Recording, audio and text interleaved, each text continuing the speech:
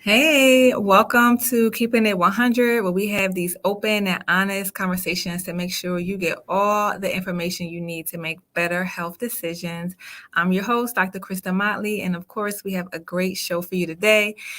As always, during the show, you may think of questions, so just put those questions in the chat. I have my good friend, Dr. Renee Jones, behind the scenes, my DJ, here helping to make sure that your questions get answered. So just pop them in the chat, and she'll keep an eye on that.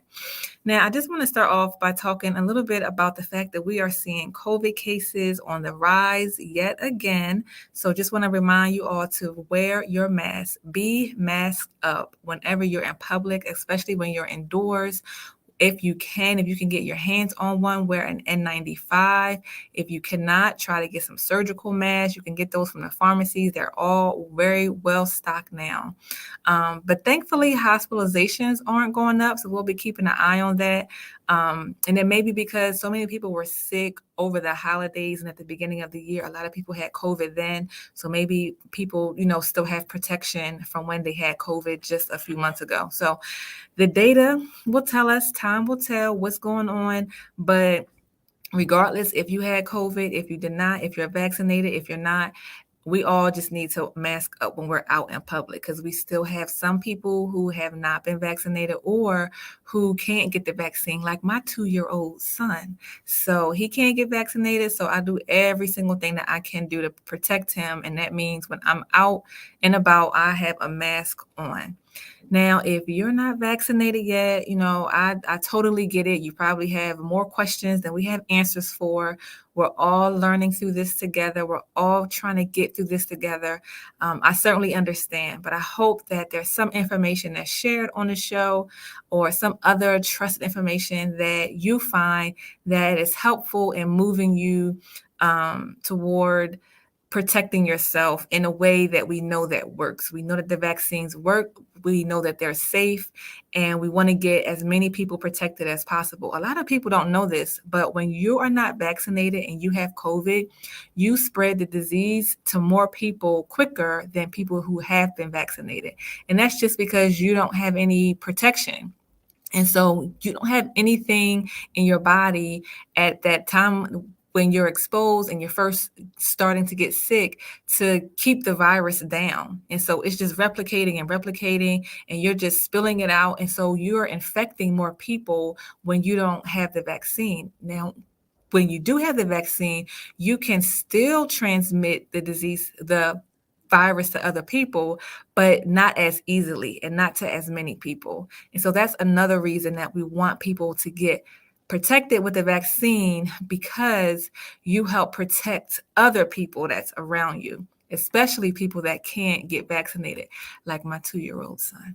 So I just want you to think, and I just want you to consider the information that we have to share on the show. I try to bring in the top experts in their field to address the hard questions and to address your concerns. I think too many times we, believe dumb stuff and foolishness and distractions, and we have to start to try to figure out how to separate good quality information from foolishness and distractions. We want to go with information that has been scientifically proven. This is a public health crisis. This is a health thing. Health and diseases, we find treatments and preventions through science. And so anything else is not a good way to use to make health decisions. So don't just believe whatever anyone tells you, including me. Challenge me. Make sure that I'm on my game and make sure that I'm, telling honest and accurate information. Don't just believe anything you read. Challenge it, look into it, dig deeper.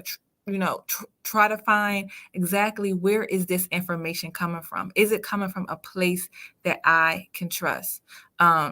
Make it make sense to you. So again, always be asking questions. Challenge your healthcare providers too.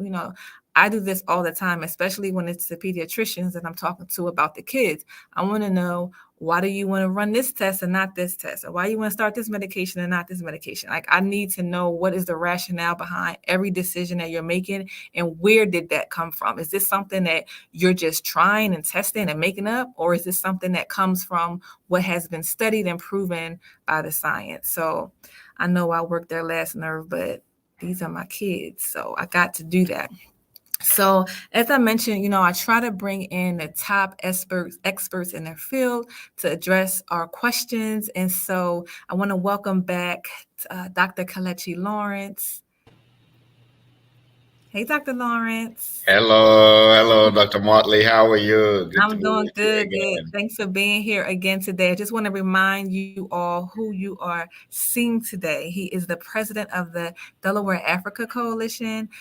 He is a pharmacologist with over 2 decades of experience working in the lab, working on vaccines for major pharmaceutical companies. So when I'm asking him these questions, I know he knows the answer. He doesn't have to look it up. Half the time I have to look things up. He already knows it because this is his work. This is what he does. And so before I go into my questions for today, I want to give a recap of what we talked about last week, just to bring everybody up to speed in case anyone missed it. So, last week we talked about what happened when the pandemic hit, and you said that when the World Health Organization called this thing a pandemic, that piqued the interest of drug companies all over the world. They was like, how we going to get in on this? And so they sent their people into the lab to find a vaccine that could possibly work.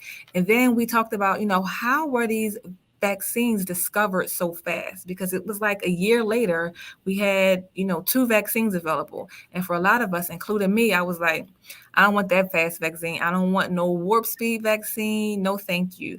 But what you did was you confirmed for us that it is true that it usually takes at least 10 years before a vaccine can be studied and enough time to get approved.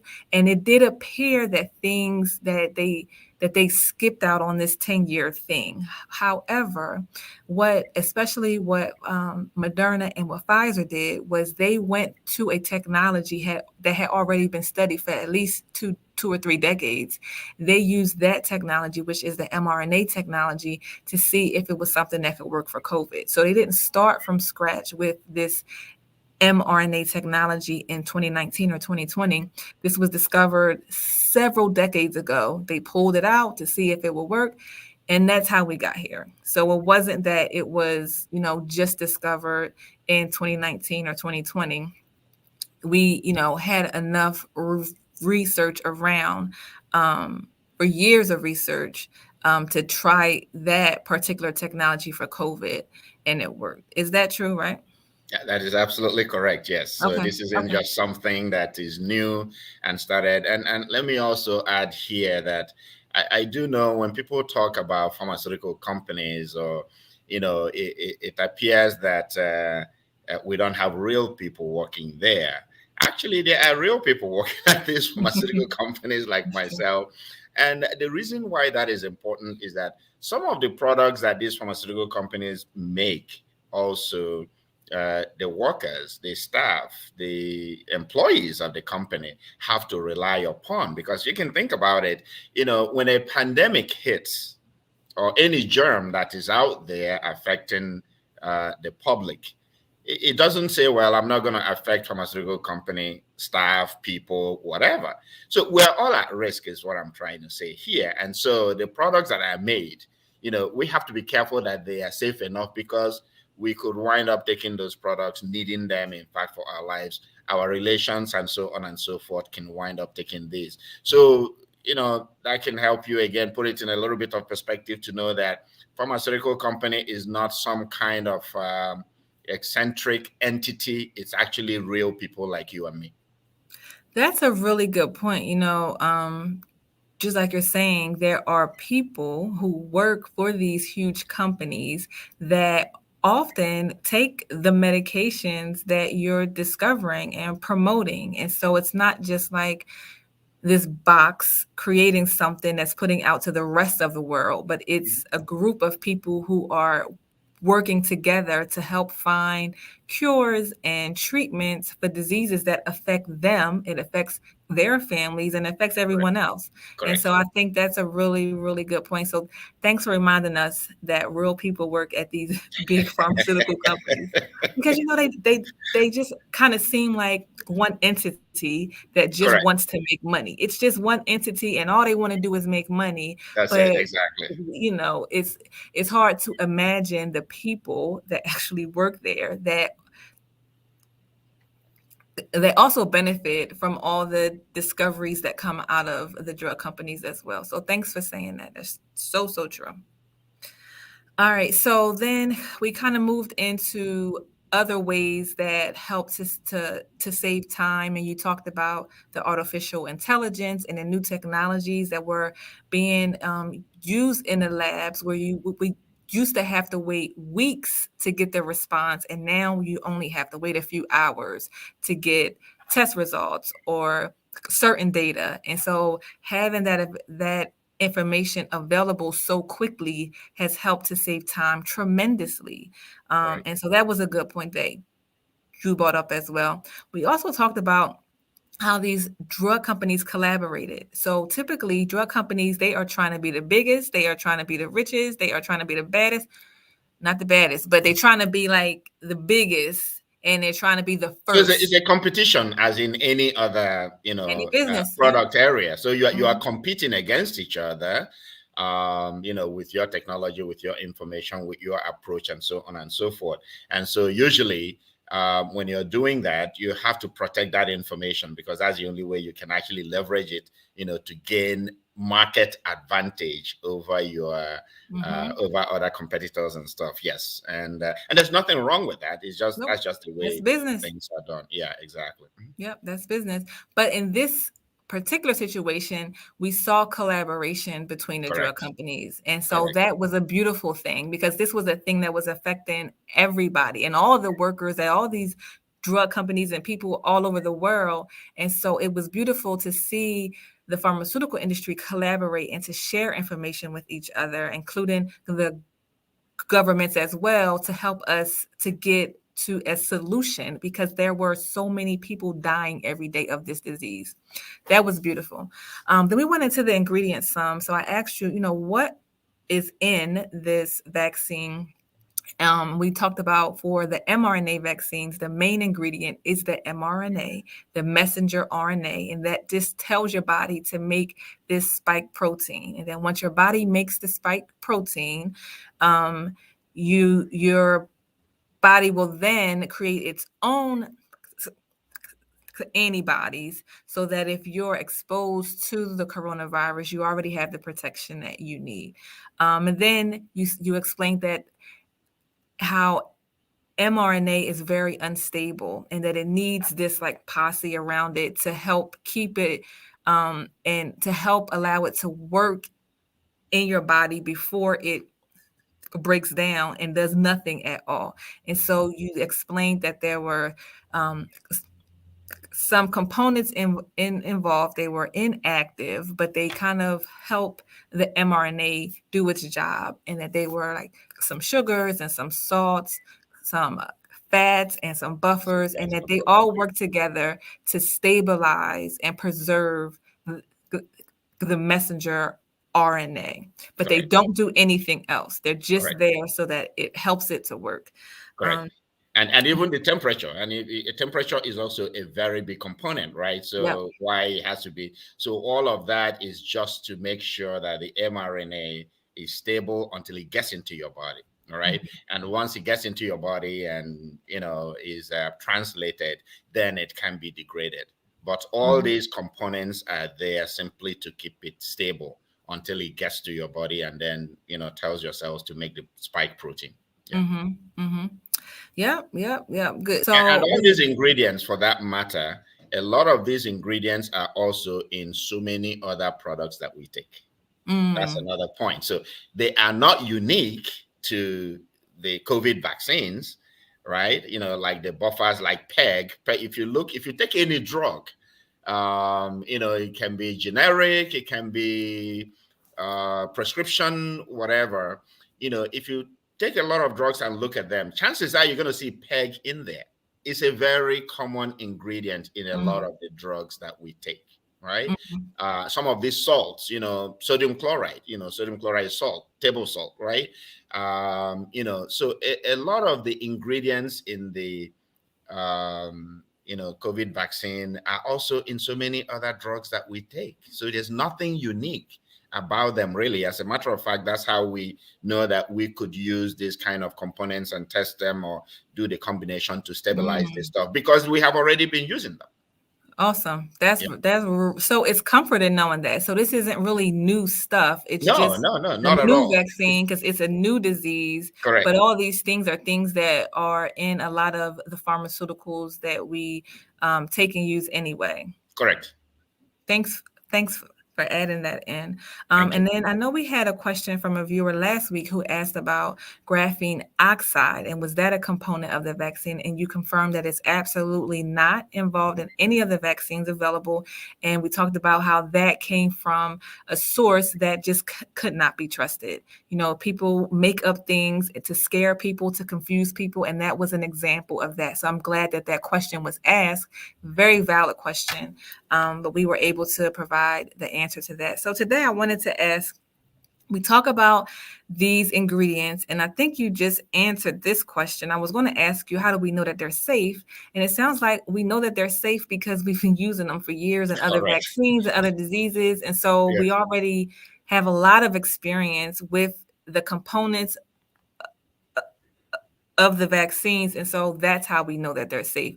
Now, the mRNA technology is new for new for this COVID vaccine, but it had been studied for years, right? Correct. And in fact, another reason why we know they are safe, I would say that the COVID vaccine is probably the vaccine that has been administered to most people. To date, over 11 billion doses of the vaccine have been administered in the United States. More than 560 million doses have been administered. Okay. Now, if something is not safe, in fact, in more than 184 countries around the world. Okay. So again, if it is not safe, and you are administering it in such a large population, in such a large amount, people will be dropping dead, because a lot of these places that we're talking about are not like the United States, where there's a lot of regulation, there's a lot of control, and so on and so forth. So if the vaccine wasn't safe and is being administered to so many people, we will have a lot of cases from around the world. And right now, we don't. So again, that's something that should also put it in perspective. Has there been any other product that has been administered, any other vaccine that has been administered to so many people in so many places around the world? And there isn't. Yeah, it has a good track record. It has a good track record, especially when you're thinking about safety concerns and side effects. And I know that's a big concern for people. It's like, well, what about all these side effects that have been reported to the FDA on VAERS? And, we talked about a little bit that you're not going to escape side effects from any medications. You're just not. But what is the severity of those side effects is what you want to consider. And but let me put in perspective about side effects. And in fact, and I'm glad you're bringing up VAERS, vaccine system for reporting adverse events in the United States. So an adverse event, okay, is anything that happens after you get exposed to a drug or vaccine in this case. Okay. So if you get the vaccine and you get out there and a bike hits you, guess what? That's actually now an adverse event. Why? Because it happened after you got exposed to this drug. But did the drug have anything to do with it? The answer is no. So when we talk about adverse events, it is important to understand that any and everything is being recorded to see if we can find any trends. That's really the point of it, right? And most of the time, a lot of the reported adverse events are not really purely adverse events related to the drug. Okay. And in those situations where you have things that may be related, and I'm not going to tell you that there are no adverse events that are related to the drug, right? As an example, somebody could have an allergic reaction to one of the components, right? Just like you do with the flu vaccine. So before you do the flu vaccine, or in fact any vaccine, they ask you, do you have latex allergy? Now, there's no latex in the COVID vaccine. Do you have egg allergy? Okay, you see, do you have nut allergy? So these are questions that are asked, and some people have these allergies. It doesn't mean that the vaccine or the drug is bad, right? It just means that you have an allergic reaction to one of the components. Okay, and so that's something that needs to be monitored. But in terms of really making people sick or having um, adverse reactions that are bad, these vaccines are relatively safe, quite safe, as a matter of fact. Yeah. Yeah. Yeah. The extreme side effects, like the worst of the side effects that occur, and we're going to talk about that in the show as soon as I can get somebody approved to talk about it, because apparently the drug companies, it's a long approval process to get their employees to come on and talk publicly about something. Sure. They can share information with the medical community, but to share it publicly, it takes it's a long approval process. But I wanted to bring up Nolan's question. So he said, hang on. I'm seeing something. He yeah, says they are very severe, and this is why they have not been approved for children. That's actually not true whatsoever. Okay. Yeah. The reason they have not been approved for children, and again, and I'm glad such points are being made. Yes. So in developing a drug, vaccine, whatever, it doesn't matter, right? There are stages that you have to go through. Okay. There's a very rigorous process that you have to follow. So you have to define your target population where you're going to administer this drug. Okay. And generally, children actually are the last to be for most drugs to be studied in, because children, especially things like vaccines or whatever, because their immune system is a little different, is still developing, and so on and so forth, they may require a higher or lower dose than adults because of that difference in the maturity of their immune system, and so on and so forth. So it takes time to study drugs in children, right? So, and that is the reason why it's taking this much time. So it isn't that, it is because of severe adverse effects. That's the reason why it hasn't been studied. Because in order to study a particular population, you have to design a study according to the attributes of that particular population, so that you make sure it is sufficiently safe to study, and that you are able to define the efficacy of the drug, as well as any side effect that the drug has in that particular population. So the reason why children are the last is generally that. Another population that often we don't study drugs in are pregnant women. Okay, pregnant women. In fact, most of the time, if a woman is pregnant, we don't want to study the drug in her, because now we're looking at more than one person at a time. And in fact, the states that the body is in during pregnancy can also be a complicating factor. And so we want to remain very careful about that. However, sometimes people get into clinical trials and then they become pregnant. Okay. So they might have gone into the clinical trial without, but if that happens, then they are monitored very closely to see if the pregnancy has any effect on the drug efficacy or even adverse event side effects, and so on and so forth. So I guess the point I'm trying to emphasize here is that the population that is being studied is very carefully selected to ensure safety first and foremost, okay, and to ensure that the efficacy can be demonstrated in that particular population. Because if it isn't, then the population is not going to be studied. So it sounds like children and pregnant women are always going to be the last to be They last, studied. exactly. Yeah, Typically, unless there was like a specific concern for pregnant women and they exactly. needed to do something to do it quicker.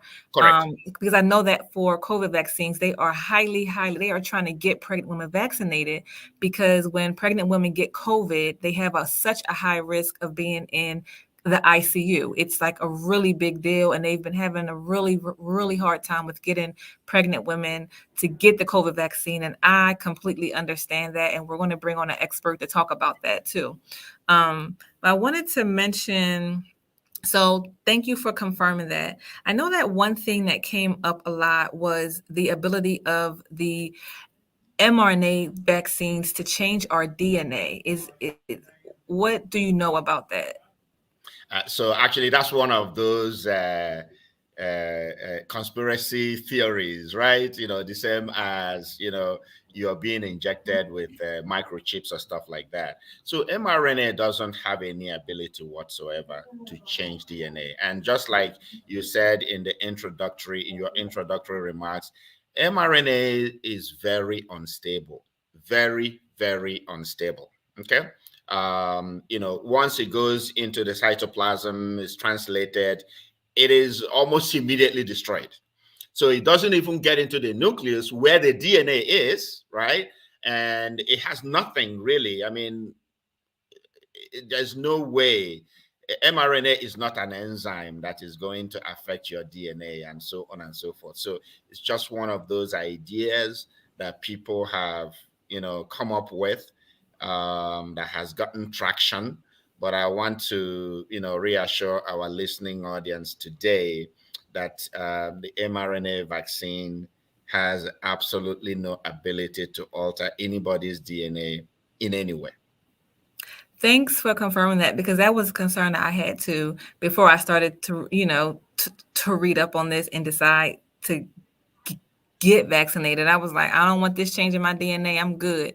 But, it's just a thing that you hear and it makes sense until you really start to read and to learn and to understand. And so that's why I think that having these conversations is really important because a lot of people don't hear the other side to the story. They just hear that mRNA kind of sounds like DNA is going to change my DNA, and that's just not true. And so, thank you for clarifying that for our audience. I wanted to go back to the ingredients real quick. Is there a place where people can find the list of ingredients? I think Renee may have put it in the chat. I'm not sure, but Yeah. if you can, tell people where they could go if they want to see what are all the ingredients in the 3 So vaccines. exactly. So very quickly, a vaccine is a product. A drug is a product. And I'm sitting, I think it looks like you are in a pharmacy or something. You have This drugs is a lab behind at the you. school. Is the Yeah. lab at the school. Okay, you have Mhm. drugs. So and they're like your cereal, right? You have Kellogg's, General Mills. On the side of the box, it tells you what's in it, right? Yep. And some of the things in the cereal that you're eating, as an example, have names that you don't know and don't even understand. Maybe they use the chemical names or whatever.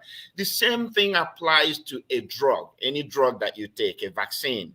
So, your pharmacist can give you the ingredients, right? The prescribing information is often, that's where you find all this stuff, right? You can get it from the pharmacist, from your doctor. You can also get it online, right? As you can with any of these products, you can search for it and you will find it. But it isn't a hidden piece of information. You can get it on CDC website. You can get it on FDA website.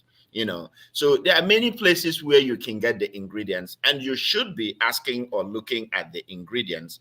They are not hidden, and they shouldn't be hidden because the public need to know what are the components of these drugs. Yep, absolutely. And so I would reiterate, I would only trust information that I see on the CDC website or on the FDA website, or if you go directly to the manufacturer's website. Yeah. Anything anywhere else, I would just question it because you just don't know who's writing it, who's behind it, who's trying to confuse you, who's lying to you.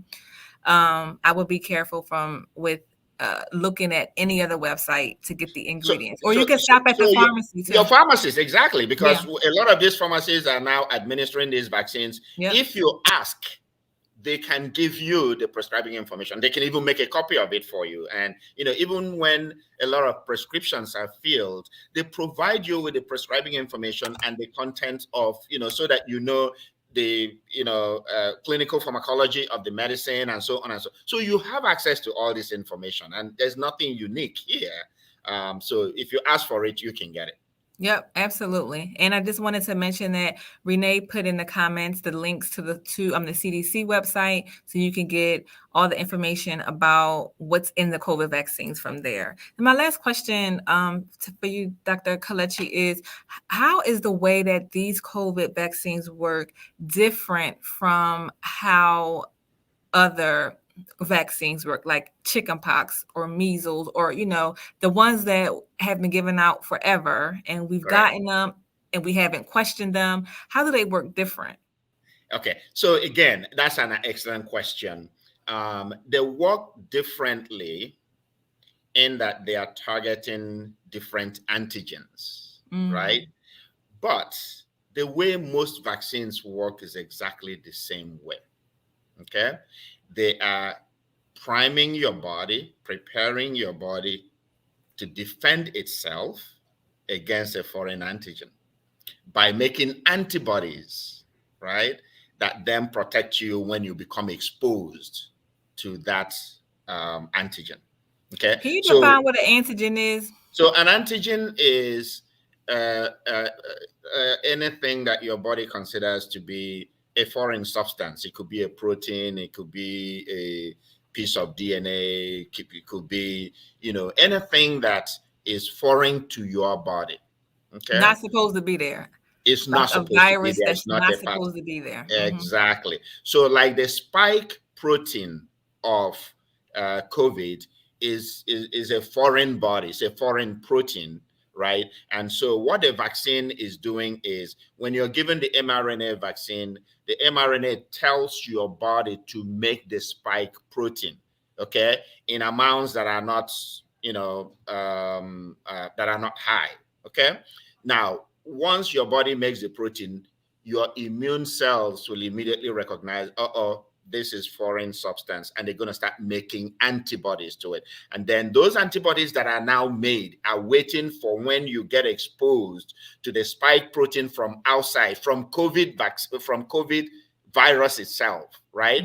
When you now get exposed to it, you have these antibodies. The antibodies will basically gobble up the virus so that it doesn't go into your body and start multiplying and then get you sick. That's kind of really the way that it works. And that's pretty much also the standard way that most vaccines work. They prepare your body to defend you against this foreign molecule. So it's nothing really new about how these vaccines are working. They all pretty much do the same thing. They help your body make its own antibodies so that when you're exposed to the antigen or the foreign substance or the virus, bacteria, whatever it is that's not supposed to be in your body, you already have the defenses in place to attack. You don't get sick and you don't That's die. Exactly it. Yes, that is exactly it. Because, whether it is a virus, whether it's bacterium, whether it is whatever that gets into your body that is foreign, when a virus gets into your body, it's going to get into the cell and it's going to start dividing and it's going to start killing your cells, right? The same thing with bacteria. And so, and usually, in order for a virus to get into your body, in the case of the COVID virus as an example, it uses the spike protein, which attaches to a receptor on your cell, and then that pulls it into the cell, and then it begins to replicate. So what the antibodies do is, as soon as the virus comes in, they will recognize, oh, I've seen this protein before. They will gobble up, right? The spike protein, so that the spike protein will not be able to attach to the receptor on the cell and then get into the cell. Get in. That's how it works. Okay, so that's what the vaccine, the basic vaccine does, basic antibody does. Once the antibody is there, when you now become exposed, the antibody will not allow that antigen, whether it be a virus or bacterium, to get into your body and then begin to mess you up. So I think it's important to note that, because we don't hear about a lot of these diseases much more, the ones that we have vaccines to. So like the measles and the mumps and the Correct. chickenpox, like people don't get these things any as bad as they used to get them, at the rates that they used to get them, because we've had these vaccines that pretty much they all kind of work in the same way to help Well, us. how about polio? Or Polio, polio. Yeah, polio has polio. been eradicated, Yeah, right? In other words, it's no longer really a thing in this country. But yeah. guess what? There are still some places around in the world where polio is still affecting people till today. So it has not been eradicated. It has been eradicated in a lot of places, Yeah. a lot of countries in the world, but there are still some places where it hasn't. And it is all related to the rate of vaccination. Yeah, yeah. Yeah, So we want to get COVID behind us. We need to, help people who are concerned, who, and the concerns are valid. absolutely. I Yes. get that, because Correct. there's so much information, and it's just a bunch of confusion. Correct. But hopefully there's something that was shared to help you to think about it in a little different way, so we can get COVID behind us once and for all. Correct. So we are going to wrap up today's show. I want to thank everybody for joining us. Thanks, Dr. Kalechi, for part 1 and part 2 of this discussion. I don't Thank know you for what having I'm me. doing next week. We'll see what the Lord lays on my heart for us to talk about next week. But y'all stay tuned. If you have questions about the vaccines in the meantime, you can always call or text me at 267-322-0470. And I will definitely get back to you. So thanks again, everybody, and have a great day. My pleasure. Thank you so much.